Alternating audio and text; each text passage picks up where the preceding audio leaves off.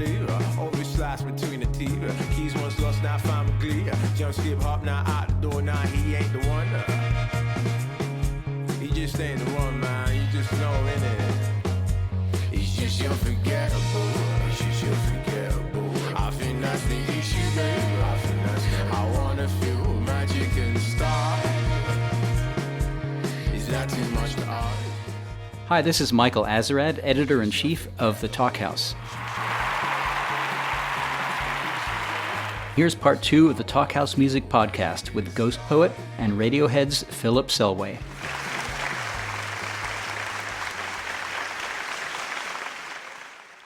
Do you read your own press and stuff, or do you kind of keep that to you just ignore that stuff now? I tell myself I shouldn't read it. Yeah. But I do read it. Yeah. And it can be...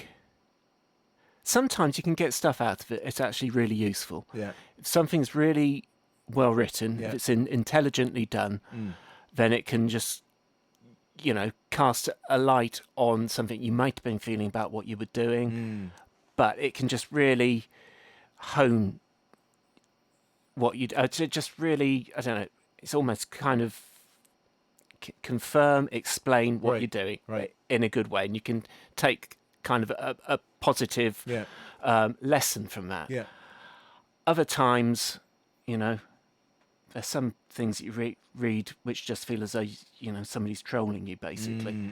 And also, you might be just in a particular frame of mind that day where you take it. Yeah. That's true. And That's that true. can be quite that can be quite damaging. Yeah. But at the same time, if you don't want to read that, don't go and read it. And if you have read it, then you've opened yourself up to it. So it's true. Fair game. Yeah. Same. I read everything. I'm partly because I'm a nerd and I want to know everything anyway. But I read everything, and I'm exactly the same boat with you in the sense of sometimes of like, if it's well written and it's a critique that's well written, I kind of do take it for what it is and think, okay, maybe they got a point there. But other times it's just like, really? Why did you waste your time writing this stuff? And I've been very, very tempted just to write back and just be like, that's wrong. That's not right. But I haven't bothered. I just think I've just got to get on with it. Absolutely. I think it's great if you divide opinion. I think it's important to personally. I think if I'm constantly, everyone's either liking what I'm doing or everyone's hating it, then there's a problem. But either way, and I think I like it. It makes me laugh when in comments or whatever, one person will be like, "This is amazing," and someone else will be, "What is this? What is this shit?" And that makes me laugh. I like that. I think it's important. It's very different now when we first started, when we were first signed, because the kind of a feedback that you got then it was from the press. You didn't get any kind of the kind of the Twitter, the Facebook feedback, any blogs around, and so it's instantaneous as well. You could put something up now and you'll get instant comment. I guess back in those days, absolutely, it was just literally reviews you got through and stuff like that, right? Yeah, and so I mean, maybe in those days you took it a bit more to heart. Because there was less of it. Right. And yeah. No, I still haven't got my head around that one. No. I mean, I feel sorry for writers in some ways, because there's a lot of material they have to get through. There's a lot of copy they have to produce. And it's a different world now. Yeah. So, and it must be very difficult to find something new to write on. Yeah, it's tricky, isn't it? It is tricky, and there's so many people who claim to be writers now, and the real writers who've been around for a long time are having to bat off somebody who just puts up a blog today and says, I'm a writer, and it must be tricky for them. So, as much as I do love it's great to be talked about regardless, because at least somebody's noticing what you're doing. It's important. Yeah, and we're all egomaniacs. Completely, at the end of the day, completely. You try to hide it, but it is. Yeah, you're right. It's very true. Talking of technology, see, I'm just switching out here. Nice one. I didn't notice it. It was seamless. What do you think of the whole streaming thing? Because that's a big thing at the moment. The whole It's a very big thing, isn't it? With Apple getting involved now, and Obviously, Spotify been around for a while. What's first and foremost? What Right, as are a you user, as a user, yeah. I love it. Right. I'm listening to so much more music than I ever used to, and you know, just that whole thing of the fact that you can go and look at recommendations, you can go look at other people's playlists.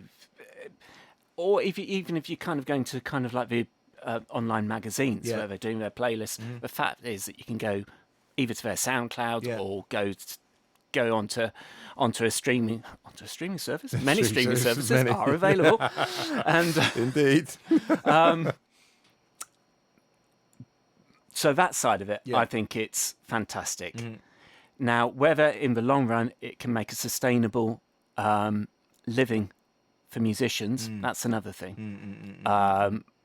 Apple claim that they're going to go there, which would be great. It would be great, yeah. Be interesting to see what happens with the 3 months of free Freeness. free subscription. But there you go. Do you feel that this is now the future? We're not going back to record sales as the main source of income for musicians, or as a main source of listening for the consumer or fan of music. You know, in my head, I feel this is it. You know, I don't see it going back to the old days or the good old days, as people want to call it, whatever. I just think, for me, I think it's important to embrace it, and we'll see, like you say, with the Apple stuff, what's going to happen in that respect. I don't know. It's kind of different for me because I started my first record came out 5 years ago. Yeah. So there was already that going on. It was starting to become mainstream then, you know. So for me, I've just had to get used to it, and I look at other avenues to as revenue and so on and so forth. And I'm happy to do that. I think it's important as well. I think it's great on one hand because it has enabled newer artists to think outside the box a bit, you know. Yeah. I think that's great. But I mean, but that's it. You don't want people to become institutionalized. Exactly. With, you know, that thing. Okay, there's our advance. Yeah. But at the same time, I do worry about how new artists can afford to tour. Yeah, it's you not know, because easy. it is an expensive process, and that's kind of one of the areas where you really learn your craft, if you like. Completely. So, I suppose music's muddled through for many decades, it's had its very greedy phases when it's been able to, you know, change formats every decade and get everybody to pay double. So people, this might just be wishful thinking, but I think, as you say, people with talent and with a good, I don't know, kind of independent frame of mind will find ways of making it work for them. Yeah, you're right. But it's finding a fair deal within that. Yeah, because you know you can do all of that stuff as an artist and think, right, okay, I have to look at all the ways that I can make this work for me as a living and continue making music. Yeah, it's sort of something slightly galling though when you see somebody creaming off a lot of money at some point in the equation. You hope that actually, you know, the streaming model will kind of redress that balance. Because it's still in its infancy. It's not been around for decades, you know. And it's, you know, I suppose there are a lot of setup costs in it. Yeah. Talking of streaming, and you know, obviously like you mentioned, like, being able to listen to lots of different music. What kind of stuff are you into at the moment? What are you feeling? Oh, so what records I've been listening to this year. Really like the Holly Herndon record platform. Okay. Yeah, I think that's really good. I mean, been meaning to check that out. Actually, I haven't heard that yet. Yeah, very good. Very clever. Yeah. But it's got that. There's something very.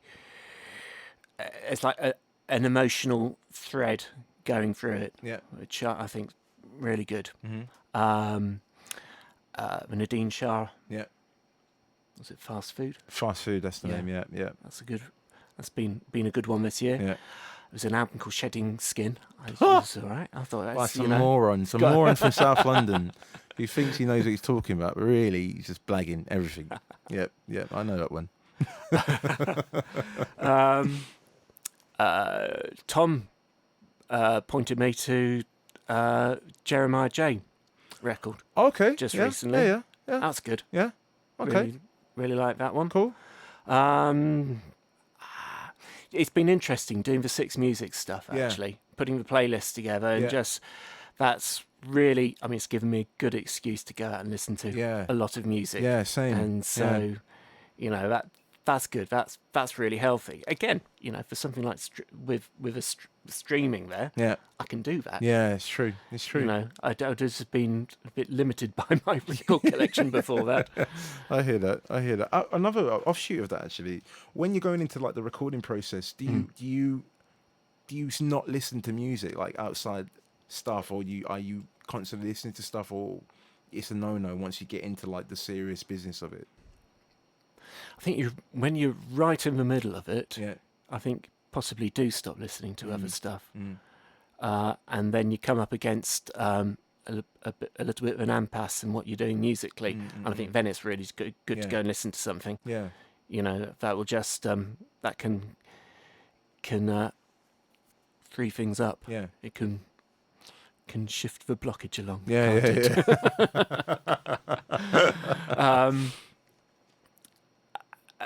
It's funny in Radiohead, I suppose just recently, we've been sharing a bit, making an effort to share what we've been listening to with each other a bit more than we normally would. Yeah. That's been really healthy, actually. You kind of get an idea of where everybody's coming from. Right. Everyone's heads musically, up. Yeah. and that's good. Yeah. How about yourself? Do you listen?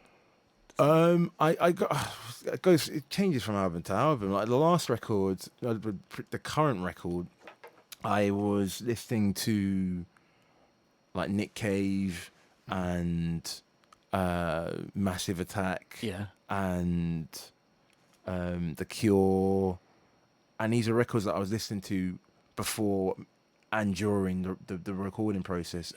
Previous to that, I like stuff like lots of other bits as well. The National I was really into at that time, and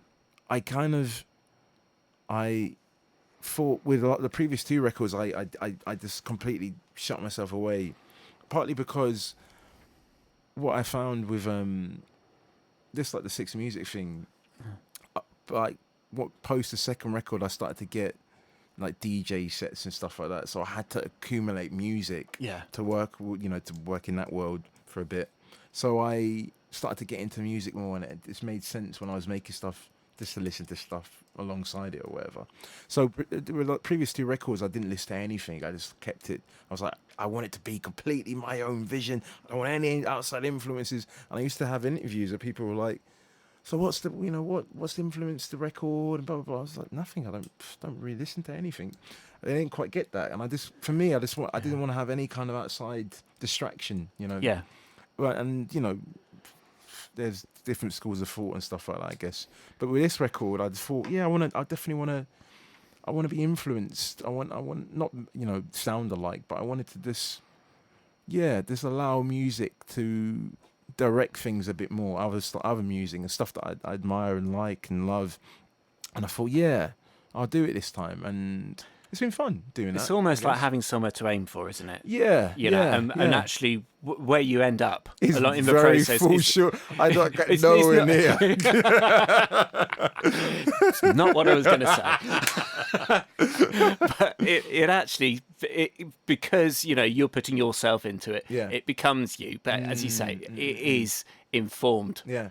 I mean, like for me on my record, the one that I released last year, the record that I kept on referring to was you're talking about Talk earlier. Yeah. Was the Mark Hollis solo record. Okay, yeah. Which I haven't heard that yet. It's stunning. Yeah. It's a stunning record. Okay. And that kind of, I just kept on coming back to that. Although, musically, you can't hear it in the record.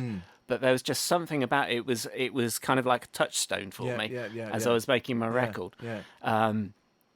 And so you don't necessarily do kind of like a facsimile of what there is, but you take a spirit from that. I suppose. Yeah. And and that can provide a really good framework to work Completely. And I think especially with the way I decided to make this record with a band, it was nice to be able to say, right, I this is the kind of stuff I'm listening to, and I'm interested in this kind of world and what's going on in this record, and that really helped. That was definitely my tools of getting ownership of my record, this time around. Yeah.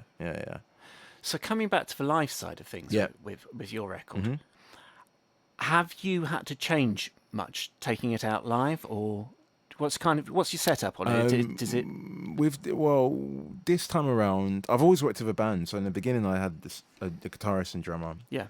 And I upgraded to a guitarist, drummer, and keyboard player, a female lady who could sing and play keys. Yeah.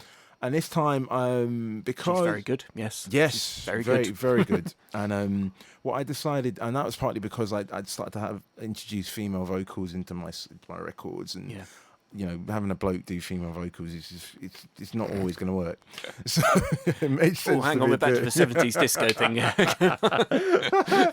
So I decided with this record, with a new one, because I wanted to make a guitar record in the sense of a lot of guitar on the record, dominant on tracks, I added the guitarist this time. So it's like a guitarist, bass player, drummer, keys. And what I wanted to do, which I've tried to implement with the second record as well, is to play everything as much as possible live. There's no backing tracks. As little reliance as possible on computers, because I just wanted to have a live record, and so that's the setup in the moment, and it's been good fun to play. It's nice to be on the road with a bunch of people that you get on with and are great musicians.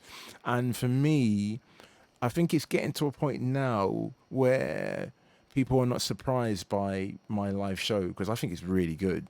And that's mainly down to my musicians. But I think a lot of people listening to previous records may have envisioned me having a mic and a laptop or something like that.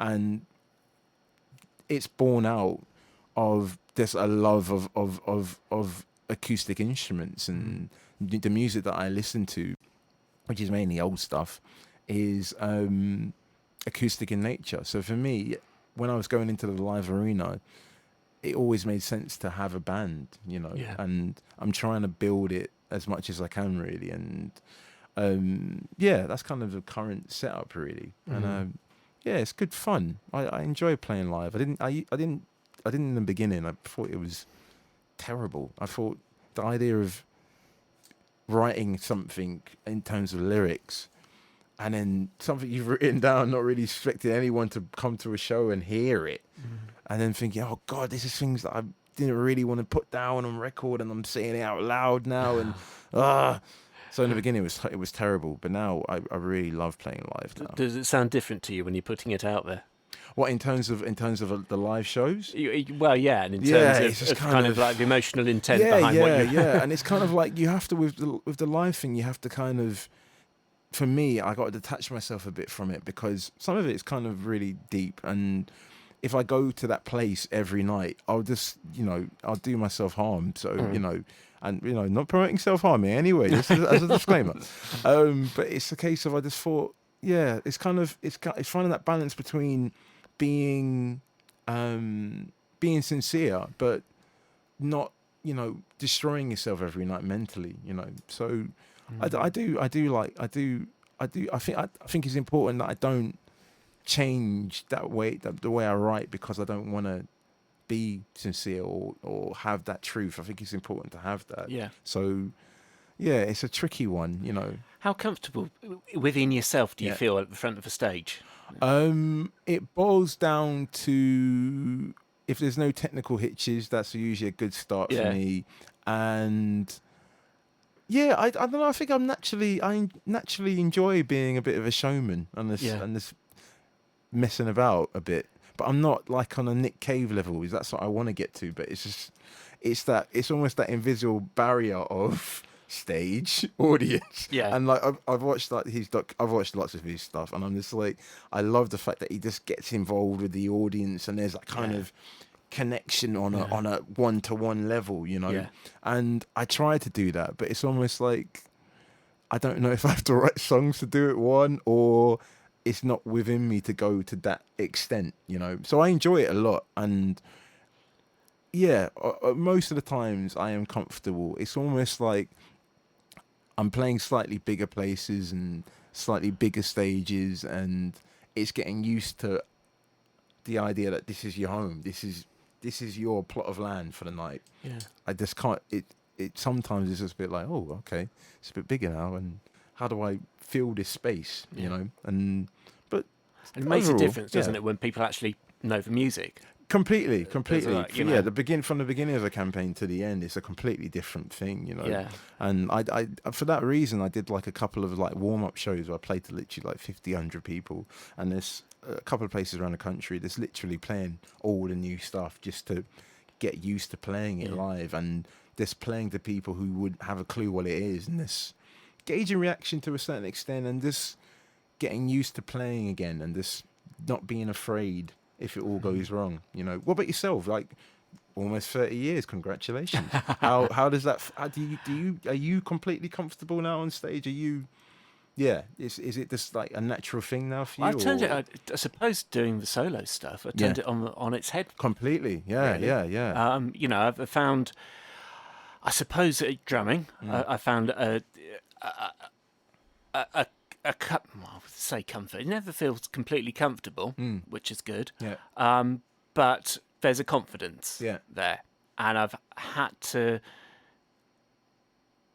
kind of relearn being on stage. Right. Going up to the front of the stage, you just think, you know, what it is that you bring to that spot that actually people who come to the show take something away from it. Right. That actually, you know. You talk about that kind of Nick Cave thing, and then what you try to do. That kind of how do you make that kind of I don't know, genuine connection? In a way, it's not, you know, you're not up there playing a role. Yeah, exactly. You know, you want to look comfortable in what you're doing, because I mean that's people want you to look comfortable in what you're doing. That's what enables people to relax into a show completely and get something emotionally out of it. And so you kind of, I find that it's, you know, then you have to find out what it is in yourself that you can bring to that, and that you feel comfortable bringing to that. And as you say, you know, with lyrics that you know, you might have written it when you're feeling a bit strung out at about 3 or 4 o'clock in the morning at some point.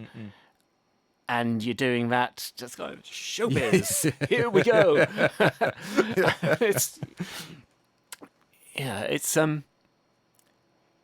I suppose moving up to the front of the stage, you know, obviously you feel much more unshow than you do behind a drum kit. And feeling, I feel that I've kind of,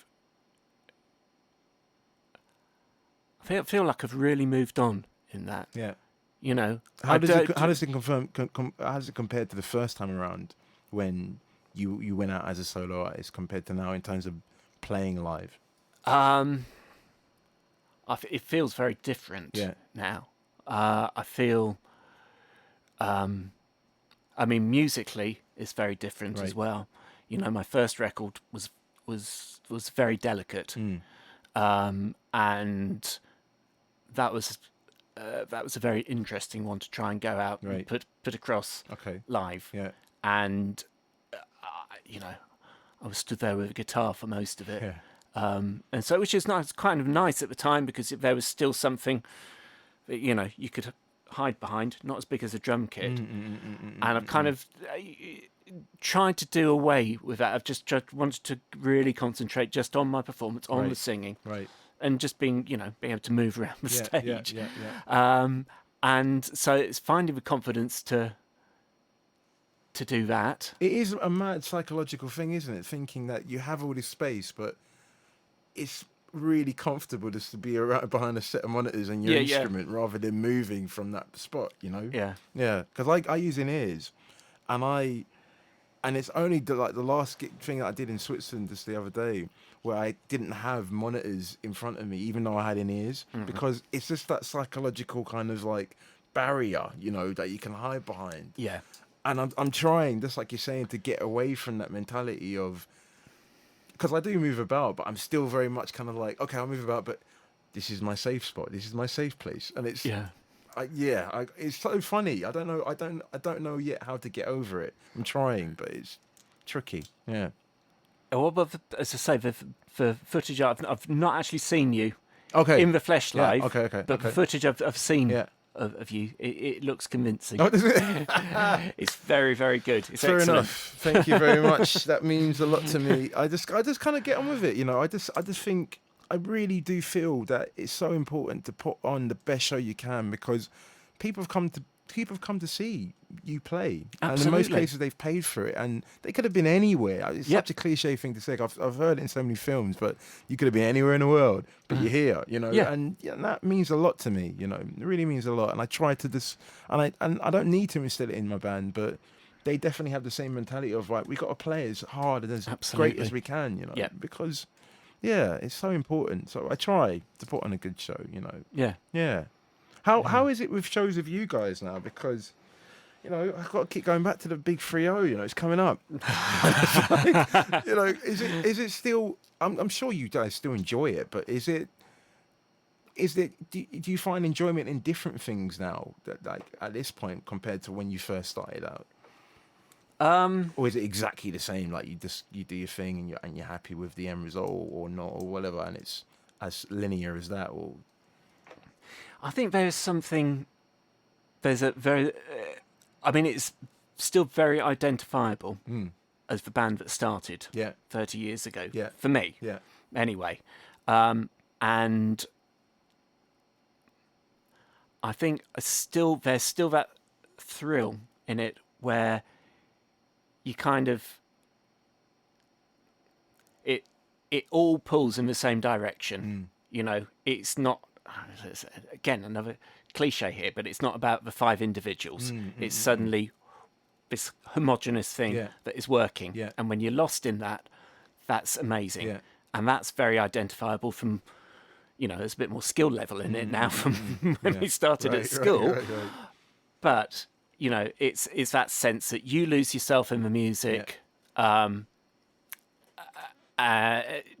kind of, I suppose you lose that kind of physical awareness of yourself. Right. Yeah. That's all driven by what's happening musically. Right. And of course, you have nights where you're all too, like as a drummer, you're all too aware that your limbs, your dyspraxia has kicked in well and truly that night. But those points where you're as I say, it's just this kind of homogenous body of music that's moving along. That's still a big excitement. Really. And is that just like you were saying about that kind of about your own stuff, that idea of reaching for something you can't quite get to is in my head it feels like the same kind of thing in the live arena, in the sense of that moment when everything clicks and you're like, wow, this is it, and it's for me it's like trying to capture that as much as possible, Yeah, absolutely. And that's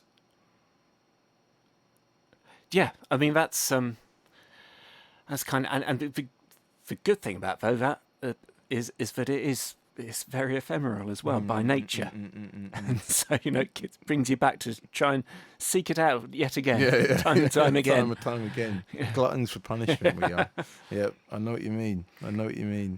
No, it's interesting, the live thing. Is it what's again, I'm sure you've been asked this many a time, but I need to know because I don't know myself. what's more enjoyable for you? Like, is it the creation or the end result? What you're putting out live? Is it a different feeling for like the studio stage and the live stage? Is it? Yeah, very different feelings. In studio, I think, what ends up on a record are the bits in the sessions that have really worked and has really clicked. Yeah. And it comes back to that whole thing we were talking about earlier on, about in the context of people's, pieces of art. Yeah. The kind of experiments, the dedication that's gone in behind there.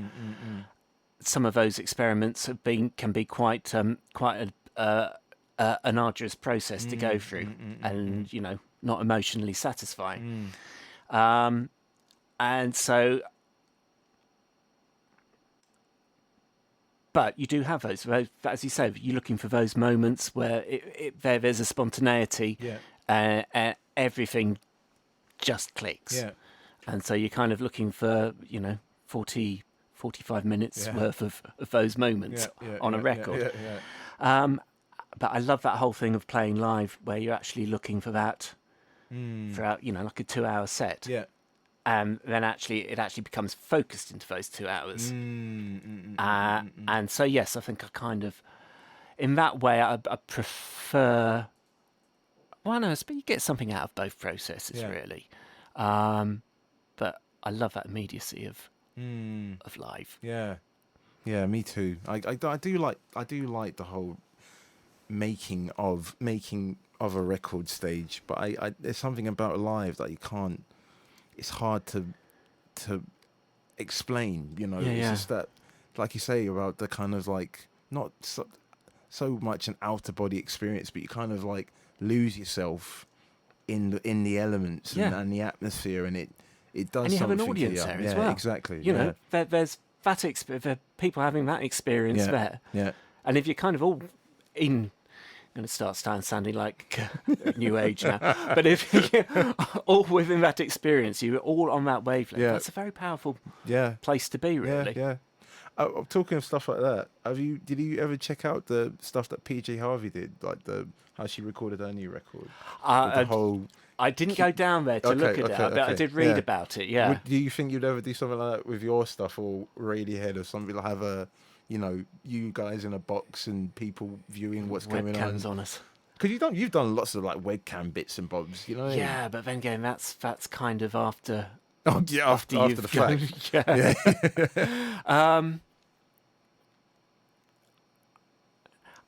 I thought it was really brave of her to do Very, that. yeah.